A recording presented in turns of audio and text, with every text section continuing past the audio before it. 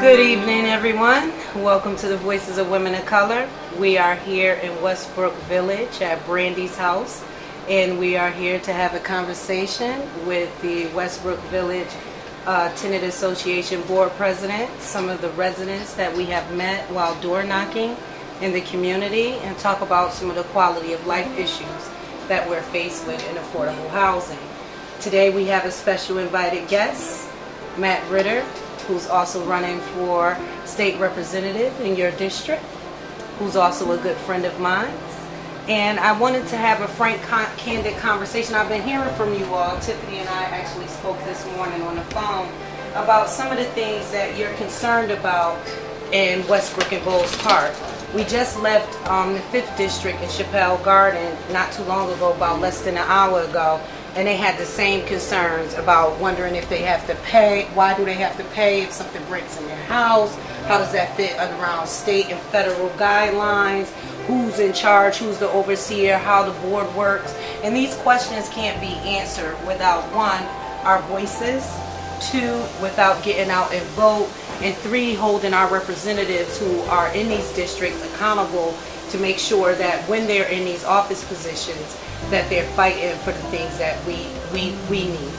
And so I wanted to kind of open it up and see if we could talk about like affordable housing. But before we go there, I wanted to welcome. Thank you very much. I'm glad to be here. Yeah, and thank you to Brandy for hosting this. Yes. Yeah. Brandy. It's very nice to be here. Yes. She's in the kitchen though. We lost her. She's watching. Always the host, right? Yes. You know. So, Matt, if you could tell us a little bit about yourself, what you'll be doing, what's your plans. We know currently you are the council person, but we have some other plans, and we wanted to hear about what those plans are, because it will be affecting this district. Yeah, I got elected to the city council in 2007, and here I am now, 2010, running for state representative for the first time in the 1st Assembly District. And we're running on a theme of change and hard work. And we've knocked on every door twice. We've had conversation with residents, and the common theme you hear is this is what people want. They want you to come listen to their problems. They don't want to have to track you down to explain their problems. We've gone anywhere and everywhere. We'll continue to do so to find out what's going on in the district. And it's a big district. I mean, it goes all the way into Blue Hills and Bloomfield. It goes into Wittenberry Avenue area, all the way down to West Boulevard there, on, in Capitol Avenue area. So it's a very diverse district. This is the city I was born and raised in, the city I love, and if I'm going to raise my family here, and that's where I'm going to live the rest of my life, I want to make it a better city to live in for everybody. I know that when we've been knocking on the doors, there's been some common themes, and I want to find out if you've been finding that. We're seeing common themes with housing. We're seeing common themes with our seniors. We're seeing common themes with ex-offenders around housing, around employment. And it seems to be really prevalent in the 1st Assembly District, the 7th Assembly District, and the 5th Assembly District. And so when we think about, how, especially the housing issue, when we're talking about, once again, we have to be clear, Westbrook Village is not low-income housing. It's moderate income housing, which means that the people out here work, which means that they pay taxes. And even in low income housing, you pay taxes if you're shopping in the city. If you're wealthy, you pay taxes. Well, if you're wealthy, you pay taxes, but moderate living means a little bit better quality. It doesn't mean that you have to sit in your home and smell sewage because you have to pay for a plumber within the housing authority. It doesn't mean that you have to sit up and smell mold and have your lungs contaminated and you and your children are sick because you're a moderate income family. The housing authority and the representative that was put in place to take care of this situation hasn't, and the people are tired. So we want to know as a community and as tenants of Westbrook Village what happens if we were to elect a new state representative, and how would he help the situation that's occurring now?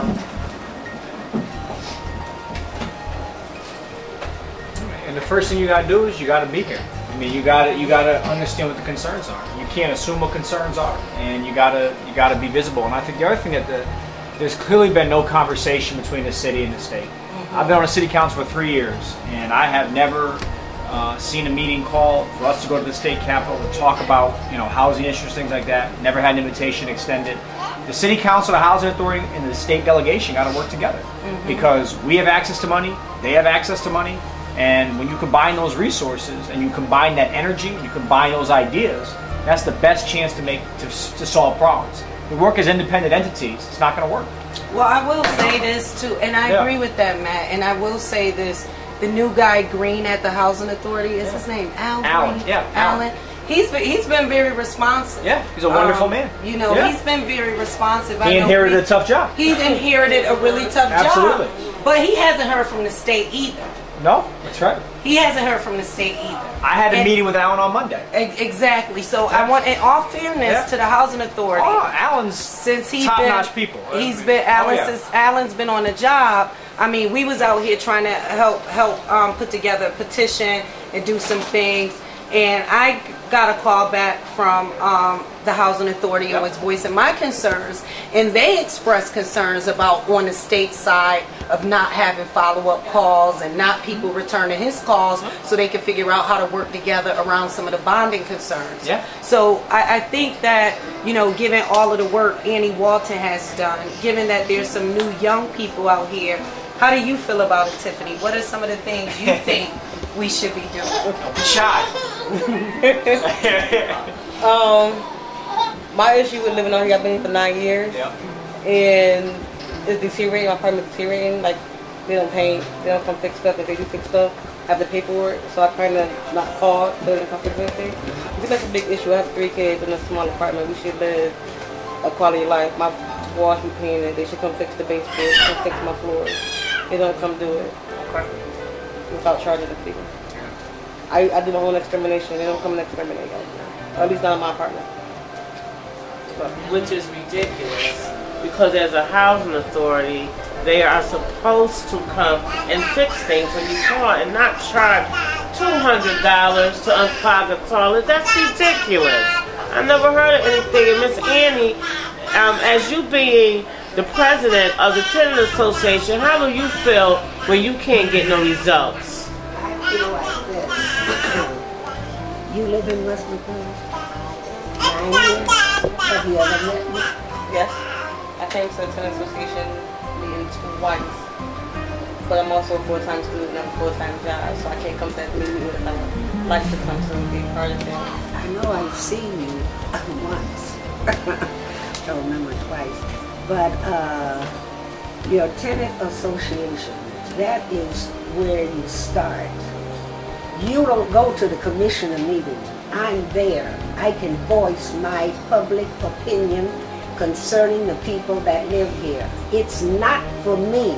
It's for me to go to the commissioner's meeting, come back, tell you all what I learned from the commissioners. You would never know. I get it firsthand. You bring your complaints. When I get in touch with the commissioners, I put it down in writing. I keep a copy. I keep a logo. And I can verify as to what I've said, no altering, no changes or whatever. They can't say I did say this or did say that. I do it the old-fashioned way. I am your, as it says, liaison or whatever, facilitator. You said it right. So that I can, help you. But if you're going to just, be on your own and just call the manager, your little so-called manager that run, now we got a what they call a robo-cop. Do you see her? Yes. She's out here 2, 3 o'clock in the morning, looking for trouble. Instead of staying in the office and taking your complaint, and your complaint. That's her job. You know what I'm saying? So what Miss Annie is talking about is an accountability issue, but on both sides. That is correct. It can't be, and I'm gonna say this, like, we came out here because I don't appreciate somebody 86 having a flyer. I don't when either. there's a whole bunch of young folks live out here. I've been sitting there, I had Maria and them out here this morning. We've been out here every weekend, and that means this room should be packed. And if anybody doesn't know, Maria is one of the Voices of Women of Color, and she's been instrumental in the Hispanic side of translation for the tenants out here, because we want to get everybody involved. Everybody needs to be involved. It's time for a change. And if you want change, you have to be involved. So we're trying to get it together out here for the Westbrook Village tenants. So we need everyone to be involved in Maria, this. what was some of the concerns from the Latino side we was finding? And if you like, you can respond in Spanish because they need to hear this. Well, first let me start with, I'm upset they're not here because a lot of them did commit to coming today. They have a lot of issues, but I don't see any of the ones that promise that they will be here. They have rodents, have roaches, and they want to change. They want to support Matt, but they need to know that there's going to be a change. Some of them have been here 10 years, and one of them have a sick daughter that she needs a 3-bedroom. She has 4 kids and a 2-bedroom. So there are other issues also with drug uses. And there's little kids here. There needs to be a lot of cleaning up. But like I said, they're not here. I told them that I could be the voice for them, but I need them to be involved as well. And that's what and I wanted the reason why I wanted to talk about that is because a lot of the Latino people out here I grew up with, they from Charter Road. So they feel a little displaced too, right? They've been in South Hartford their whole life. They used to living in Charter Road Terrace. That has been dilapidated. You bring me over here. I don't know the landscape very well. I don't speak English in some situation. I don't really know my neighbor. I didn't grow up with him. I'm in a foreign place. So the question is, how do we begin to bridge the gaps between the blacks and the Latinos, the newcomers who has arrived here, and begin to work together? Because no matter which door we knock on, whether it be a black family or Latino family, there's mold, there's toilets problems, right? I only have the problem with the mold. I hear what you're saying about the rodents and the roaches. I never had a roach, and I thank you for that, because I know how roaches can be. I'm from Baltimore, Maryland, you know? So the rodents came, they was only field mice. You can deal with those. I got a cat, Marla, you know? You can deal with those. I got to get another one because she passed away recently. But anyways, the mold, if you can get the mold away from me, I'll be happy. I'm okay here. I don't care if they Spanish, they black. Some of them blacker than me, and they can be. They don't know what I'm saying to them, you know, because you do be trying to speak to them. They be like looking at you like you're strange. It's got to be a language barrier. It's got to be a language barrier. That's all I have to say. Get rid of the mold. I'm happy here. This is a year for me today. That's so funny and ironic, but this is a year for me today, and I'll stay here. But if you don't get it right, I'm gonna move because I pay my rent. I do. What do you think, Matt? You know, we're talking about, basically to me, the state of Connecticut has an obligation, right? That's what it comes down to, That's what to it help sounds us get there. And the federal government does as well, to help us upgrade these facilities to where people are going to be satisfied as tenants. And the problem is, think about this conversation. If this conversation occurred at the state capitol, it would be powerful. People will go, wow. But you got to be in people's face. And you're talking about, you got to be out there. You got to be active. You got to be visible, because nobody can replace people talking about their own experiences.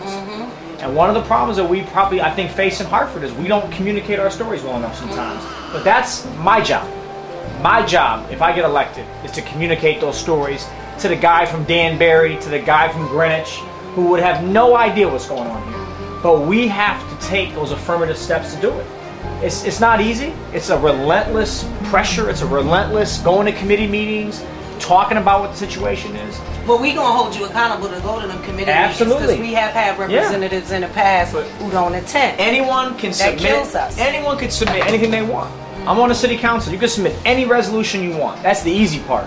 Getting it enacted, getting it to be legislation and law, that's where it takes hard work and effort. And that's where it's a partnership. Do we understand what Matt says when he says that? It's like, okay, I wrote a piece of policy. Today, we want to make sure that the parks in Westbrook Village are fixed, right? Well, maybe I just feel like that, and Matt feels like that. Now we have to convince you from East Hartford, you from Danbury, you from Waterbury, you from Bridgeport. We have to be willing to build relationships outside of our comfort zone in order to get that goal. See, sometimes we all think that it's just that one person. We need that one person to build relationships, like how the Voices of Women of Color go out, door knock, meet you, talk to you. That is what your state representative is supposed to do on the ground and at the state capitol. So when Matt talking about putting in resolutions, that is policy that affects our lives. And if we don't have representatives that is writing sound policy to change our lives, then no matter what we do, it will not work. So that piece what he's speaking about is critical. I wanted to take a minute just to kind of explain what resolutions, because what we're finding is that because people haven't been educated on the voting process or engaged by their representatives, that people don't, it's not that they don't want to vote, they too embarrassed to say they don't know the difference between a Democrat and a Republican, because we're not engaging them. So I wanted to take a minute to let people know. You wanted to say something, Maria? And also, I believe that the tenants here have lost trust in the people that have been here in the past. I mean, a lot of them is, yes, they were going to be here, which I thought they would. But I'm thinking now that a lot of them also says, I'm not going to this meeting because nothing's going to get accomplished. So I tell them, if they don't hear your voice and your complaints, we don't know what's going on with you. And I think we have to build that trust with everyone here in Westbrook to say, yes, you will get something done, but you have to get involved. Exactly. That's your point. They gotta come That's what Miss saying. Right. Not even just trust, like respect. You know, when you see somebody in the morning, you make eye contact with that person, say good morning, say hello, say something. You know, don't just, when you see them and you put your head down, it's like, okay, what did I do to you today? Okay, I didn't put my trash in your yard or anything. I think that's what Ms. Yes, said. it's called respect and trust. Not just trust, it's called respect and trust. Because you have to have respect for yourself, for other people. If you don't have respect for yourself, you don't have respect for other people. And that will tell you how it is. Have you ever heard the phrase about the mirror? Take a mirror, look into it. Who do you see behind you? Who do you see behind you? I still say me, I'm sorry. It's called blame. It's you that you see. When you tell me about what is going on, you have a problem, you want a solution, you have to be a part. You have to participate. You have to come. You're not doing me no favor. I'm in the same boat you're in. I live here. They act like I'm an executive or something. You know what I'm saying? They'll go to the manager. Just keep going to the manager. Why do you keep going to the manager? Come to the commissioners' meeting. Let your voice be heard. Public comment. That way you embarrass people like I do. I speak up. You know what I'm saying? And everybody's looking at one another. The mirror. Okay?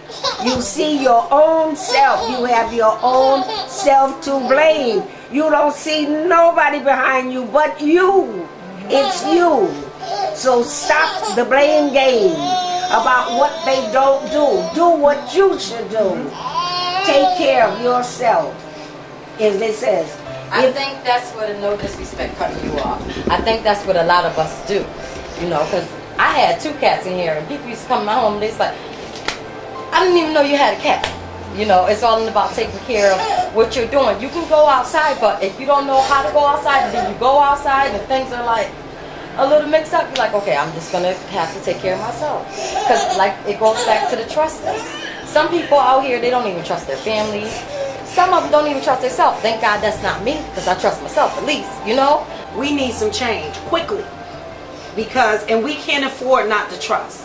That's right. We ain't in a situation no more to be talking about I can't trust my neighbor. Correct. That I is don't want to talk That is to my correct. neighbor. We are at a state of urgency. We need to be trying to talk to as many people as possible, because when we open our minds, realize that our problems aren't different. No matter the color, no matter whatever. If we living in this city, we all got the same problems. Taxes. Right? Our seniors don't know they can get free prescription. They all waiting for Montel to pull up with the bus, and he don't he ain't got to show up. They don't know, right? It's their representatives that's supposed to be telling them that they get free prescriptions. Right? So if we have to be able to get a representative that's willing to say, hey, look, Matt, this is what I need you to do. This is the policy we need you to write. How are we going to figure out the work? Are you going to be willing to work with the 5th district so that way we can figure out how to deal with Chappelle, so we can figure out how to deal. Why is it that we're paying for repairs? Is that something we should be doing?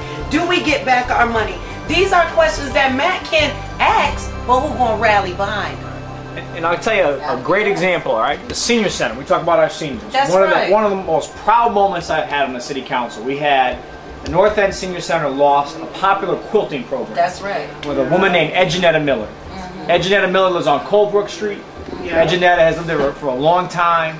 And Edjanetta has stuff in the Smithsonian in Washington, D.C. I don't know anyone. She went to Japan. She's an ambassador to Africa. I mean, this woman. Obama that did Obama's ornaments. This woman is a Hartford treasure. Yeah. And it got cut. And the seniors rallied and they said, how are you going to cut Edjanetta when you're talking out of the total budget for the senior center was under 1%? And the next budget year, we put it right back in there. And we said, absolutely, we're going to put this back in the budget.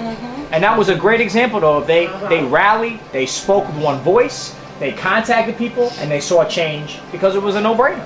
So Edjanetta belongs at the senior center. We put her back at the senior center. She's down at North End Hartford, so she'll be back in September because I'm a member there. That's right. I was a member from years ago, and I can show you. I got bundles of quilting. I know about quilting.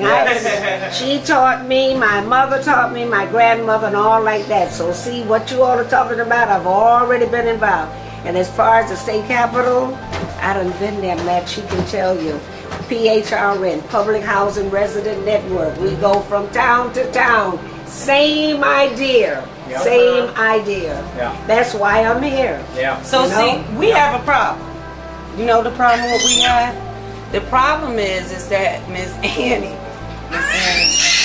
you know I love you. Yes, but Miss Annie keep going up there at 86 by herself, and she don't like their lunches. That's right. You're not gonna show you.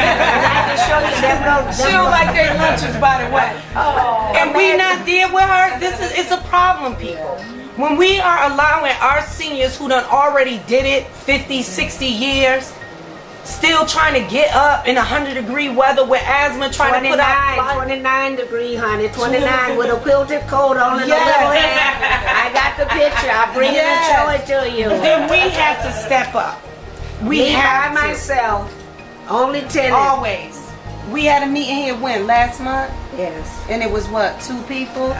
4 people, and we know we had them banged on every door out here and done taped everything up. So when we talk about accountability, I'm not looking to just hold no elected officials accountable. I'm looking to hold myself accountable and the residents that's with me accountable. I'm not going to be saying, hey, look, representative, I need you to do this, and then have him up there with 100+ representatives, and we're not there to support that. Because then we're going to be saying to ourselves, well, I thought he was going to do it. No, we never said he. We said this was a we thing. Has to be involved. How are you going to engage and how are you going to make change if you're not involved? And I know people have a busy schedule. I work 7 days a week. I had a big schedule. 10 to 12 hours a day. I'm tired. You know, but I do what I do for you guys. I do what I do for my community. I do what I do for my neighbors, my seniors, the children, and that's what keeps me motivated, keeps me moving. It's only you. That's the big thing about it. It's only you, like she said. We'll do it. But how many people out here? It's like 500. I don't know who lives here because I mind my business. But if it's only them 2 people, and then if you only coming to the tenants association meeting, you showing up, you got the kids out late, you know, because the meeting don't end till like 9:30. My kids go to bed at 8:30. It does. Yes, it does. I've been there. You haven't stayed till 9:30, honey. No, I didn't say 9:30. I said it will stay there. I said, but I've left at 9, and I know it continued to 9:30. I know I have. This is not bad mouthing it. What I'm saying to you is, you know why it's staying that long? Because it's only 4 people there when it's supposed to be 34 people there. You know, that's why it's staying that long. Because these 4 people in the room is trying to say what's supposed to go on. They can't think of everything. If they think of everything, what's going on with Westbrook, Bowles Park, whatever else in Hartford, they're going to be lost. Why I disagree with that a little bit? I disagree with that a little bit. Let me tell you why. It started off with me and Carter. right? Just me and Carla and Tracy, right? We started door knocking.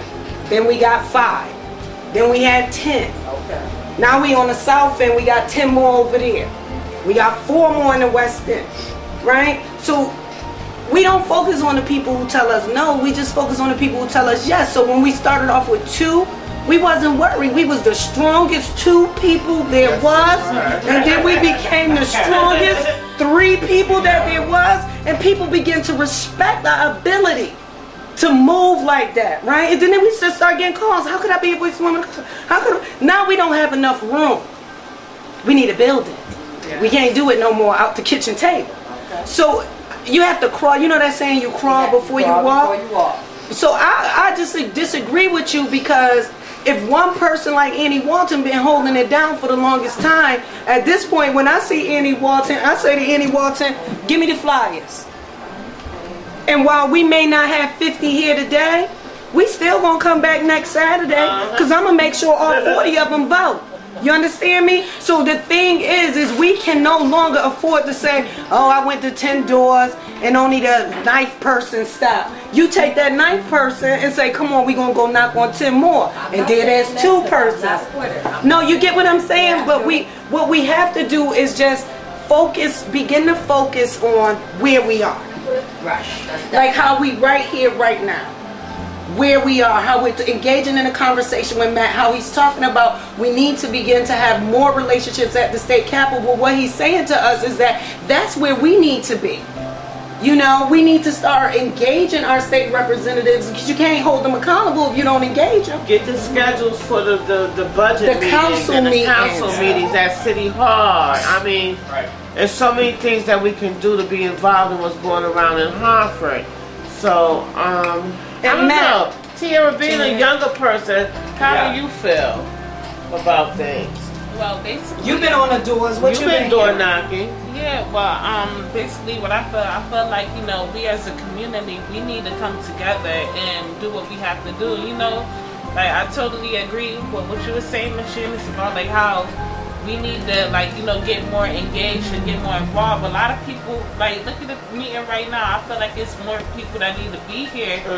How do you expect change when you're not trying to get yourself involved with what's going on? And sometimes it can be disappointing, because we do so much footwork, and then when we give events, some of our events be big, and then we give another event, you know, barely anybody shows up, but we just have to keep going at it. Well, you know, I don't focus. I try not to focus on that.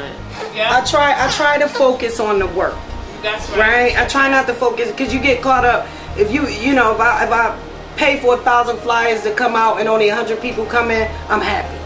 I'm okay with that. Okay. What we need to do is stay the course. There's less than 20 days left before the primary. We have door knocked over 1,000 plus doors. Okay? We need to continue finding out what's people's problem, what their issues are, and bring that back to the communities and meet with representatives that's willing to hear us out. Now, Matt, I'm going to let you have the last word, because we're going to tie it up, but I'm going to urge everybody to please remember to vote on August 10th. And if you're not a registered voter, please go to City Hall and register to vote. There's still time. Or call us, 860-597-8881. That is 860-597-8881. It's so funny, you know, that now, the young people, I've been voting since I was 21. I'm 86. I have no problem. You all have so much to do. You're so busy. It is nice to be important, but it is also important to be nice. Know where your priorities are. If something is going to help you, this is where you go. You don't go for the what do you call it, the okie doke, or all these things that fascinate you all. You have too much. You don't concentrate on what is things of importance. You have to prioritize, you know. I want this, and stick with it. Focus. You need to stick, because some of you, the minute you leave, you're going to forget it. You know what I'm saying? Out of a meeting, you should come inspirited. You know, sometimes the person will make you feel happy, after you go to a meeting. Oh, yes. But now, it's different. But honey, like you said about the meetings last until such and such a time. I've been in it since 2001. And I've been the president. We need a president for Westbrook Village. You know what I'm saying? We need just like you got new life here. If he didn't step up, you'd still be with the other one. That's right. Now you need new life when it comes to me. I will help you. I can be a follower. I don't always want to be this leader. I want to learn, you know what I'm saying? There's a lot still for me to learn, But you need to step up to the plate. I live here and all this, you've been living here, except for 10 years. What have you been doing? Yes. Now you're going to college and you're going to this. Take some time out. I worked. I am retired 24 years last month. I worked for 25 years. So this stuff you're telling me, shove it. It's an excuse, okay? Come to the meeting, because I know you don't have to go to school every single night. It's once a month, 1 hour. I don't go there to socialize. I have my own friends. I got family. I'm not isolated. Come and share your ideas. The housing authority don't know what you want. You sit, you watch me get in the car, you'll run up to me. I don't do one-on-one meetings. Come to the meeting. You will know what's going on. You're a group. I make everybody introduce themselves so that you can become a family. Why are you going to come and you're no better than me? If you pay your rent or you don't pay your rent, you're in the same boat. You know what I'm saying? Think about it. Sounds a bit harsh, but this is reality. Well, it's called Frank and Candid. Matt, you want to close us out? You made me follow Ms. Walton? Yeah, it's a hard act. Strong woman. It's a hard act to follow, but, we let her go ahead and whip us. To Brandy for your hospitality Yes, tonight. thank Thank you you very, very much. Thank you. And, like we said, we're this far. Let's let tomorrow lead the way. Yep. And we're going to keep working. We're going to keep sending a message of being positive and about change. But I can tell you that, as Jana said, whether you have 2, whether we have 10, whether we have 15, it grows. And I'll never forget, I was on, I think it was West Euclid or Booth Bay, and the ladies had gone before me about 2 days before. It might have even been Pershing, now I think I might have been with Carla. And the woman said to me, "You were here 2 days ago. And there was another guy here the week before." And she said, "I've never seen anything like it." And that's what it's about. And that woman, she said, I don't always vote. This is kind of new to me.